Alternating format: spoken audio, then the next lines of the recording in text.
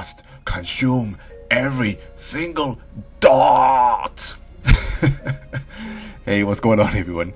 Now, don't deny it, we all do some pretty crazy and weird things when it comes to gaming. You know what I'm talking about, those often weird, sometimes obsessive, but often personal things that we do in games, which a developer can perhaps implement with the same ideas, or perhaps you make it up yourself for whatever random reason, and it just sticks with you for life. I feel like this is something all gamers do at some point in their gaming lives, and I'm going to push some embarrassment aside and highlight some of the sometimes unique and weird things I do whilst playing certain games. And of course, I'd like all of you to confess as well, just like you confess to me those big series of games you might not have actually played, if you remember that video, and if you don't, I'll link it above as usual, so please feel free to watch it, which also means Terminator Juice, you best have played Streets of Rage by now. Gavin and Nomad Roberts, Resident Evil Remake and Resident Evil 4, they come to the Nintendo Switch, get on them straight away. Same as you, Roy from Vector 3, and Metal Mint, Final Fantasy 7 and 9 are coming to the Switch. No excuses now, brother. Anyway, that's enough finger pointing, let's get started with the video. And also, yes, every single character in any RPG you played, if they got a base name, you cannot change it. It has to be their name. It's just scientific fact, it just has to be. But, anyway, having grown up on classic RPG and adventure games, there was one thing that most of these games done, and that was adding a little musical score whenever your character went to bed, rested at an inn, or just generally recovered their health in bed.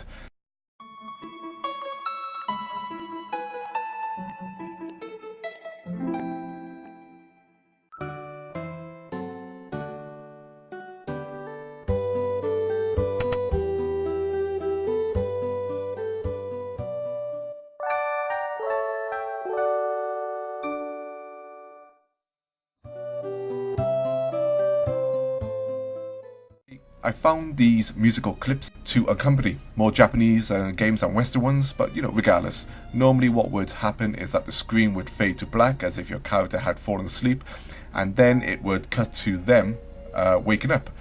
During this moment of fictional sleep, there was this little thing I always done, and that was to actually close my eyes as well. And for those short few seconds, I pretend that I was sleeping as well, or at least, giving my eyes a momentary rest. And you know what? I still do it today, as I'm currently playing through Octopath Traveler, or also recently I'd done it with Xenoblade Chronicles 2. I think this all started when I used to game, really late at night into the early morning, and the brightness of my old 28-inch CRT TV at that time of night, would strain my eyes. So having those little break moments, perhaps was a way of me saying to myself that I need to rest my eyes for a second. Weird, I know, but I bet other people have done this. Oh yeah, I'm just mental.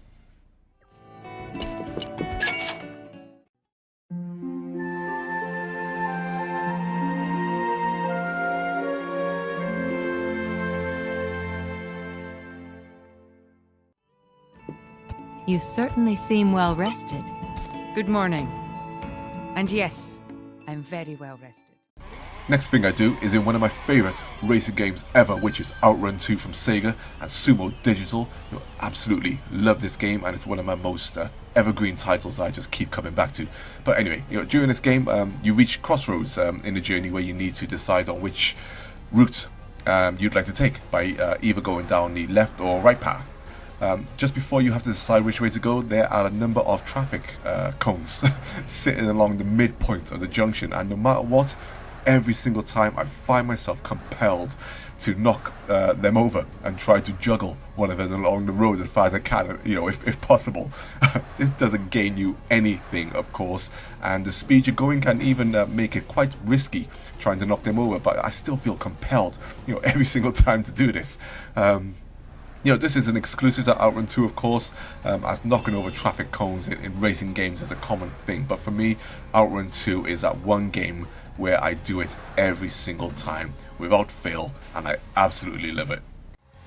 That's right.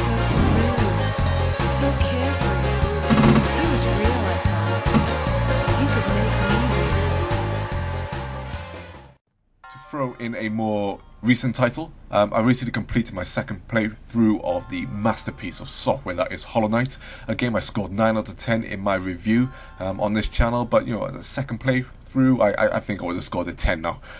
This game is seriously good, and in my opinion, it's one of the best games to be released in modern years. I must play, people. But I found myself doing this little thing that is, it's utterly pointless, but I still do it every time, and it's little things like this I do in many games.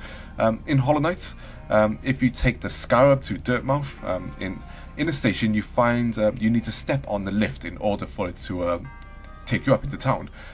As soon as I received a wall jump, I started trying to beat the lift to the top, and not only that, I had to exit the station before the lift reached the top, and also before I hear the lift come to a stop with a loud clang.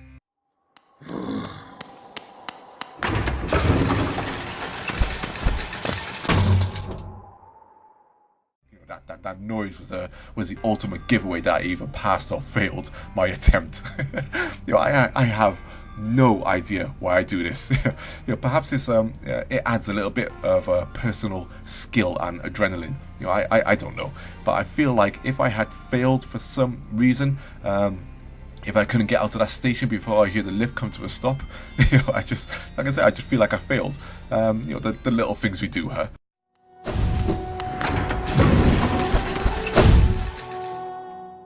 And then on the other side, entering the station and stepping on the lift, I'd have to quickly leave the lift, dart across and hit the bell before the lift reached the bottom. This is actually much harder, and you require the dash charm and lightning speed to achieve it.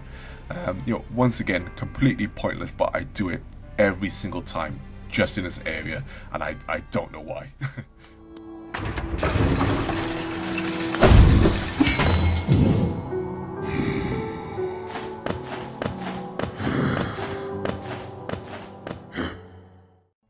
The next thing is certainly where my OCD comes in a little, and that's when it comes to the need to pick up every single replenishing type of item that sits around on the floor or floats in the air.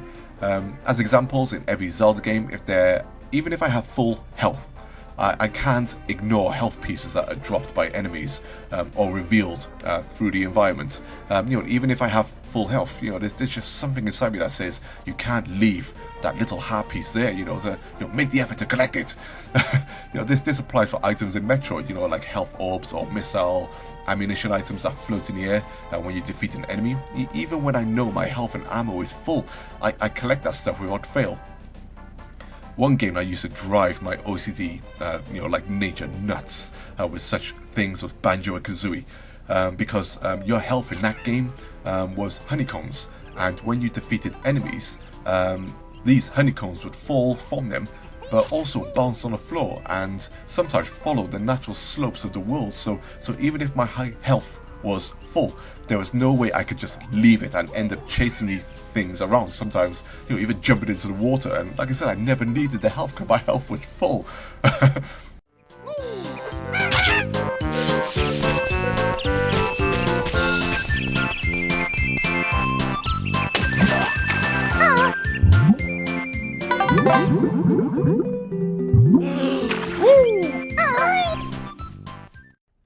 Hollow Knight has this too in a way. Another jump to Hollow Knight here with this geo currency that falls all over the place, and I chase it all like a nutter.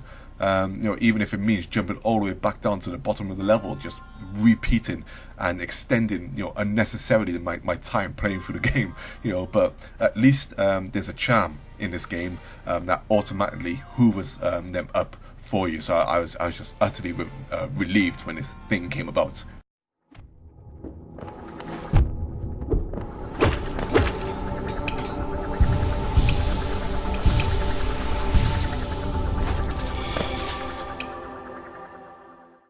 Streets of Rage 1 and 2 have things in them that are better than the other game, from each way. As an example, I like the soundtrack of Streets of Rage 1 better than Streets of Rage 2, but they both have amazing soundtracks anyway. Another thing is the elevator sections in both games, but it's Streets of Rage 1 that by far has the best elevator stage for me. And not only that, I have this little ritual where I don't and kill everyone by punching them to death.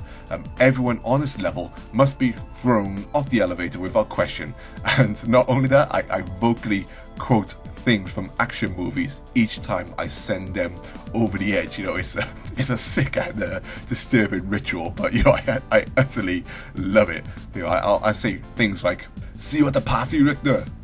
Need a lift? Can you fly, Bobby? What happened to Garcia? I let him go. What's most important in your life right now is gravity."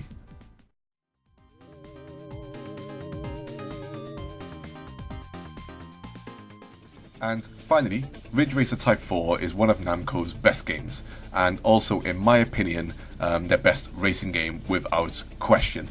Absolutely love this game, and I'll do a video on one aspect of this game one day. But back in the day, when I was playing this game non-stop when it first came out, I loved, and I still love, the CGI intro so much that it became a part of my morning wake-up ritual. At the very start of the intro, you see the volume on the music player being turned up, and then the famous Ridge Racer character, Rico Nagase, sits up in bed, getting ready to head to work whilst listening to this awesome tune.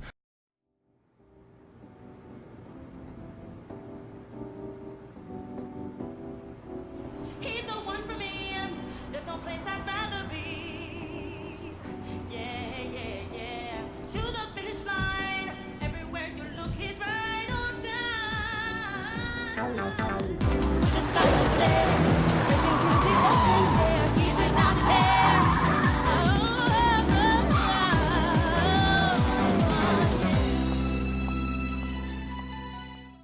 I freaking love this so much that when my actual alarm went off in my bedroom, I'd quickly turn it off, and then turn on my PS1, which already had Ridge Racer Type 4 in it, pretend I'd go back to sleep, and then I'd copy Rico Nagase by sitting up exactly the same time she does in the intro as it's playing, which is when I'd finally get out of bed. In some crazy way, it was my alarm clock and motivation to get out of bed. Crazy, I know, but hey, I'm not exactly the same person. This was back in the day, where if you wanted to rewatch these awesome intros or even play video game music, for the most part you'd have to actually fire up the game and the consoles to do so. Best racer on the PS1, people, and one of the best racers ever made.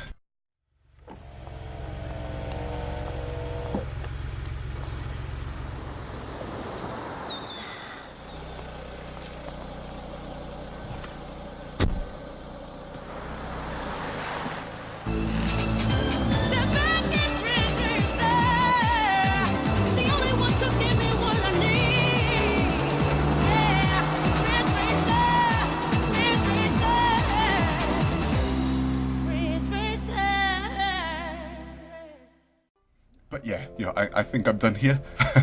Those were some of my strange, weird, and OCD things that I do in gaming, and I'm sure there's plenty more. But these are the ones that which instantly sprang to mind. And as always, please let me know if you have any crazy things you do in games. Whether you need to whether you need to reload your gun, even if you just fired one bullet, or one of my friends said even if he has to clear every single quest on a map, if there's a quest icon on a big map or something like that, he just has to do it, even if the quest are rubbish, he's just compelled to do it.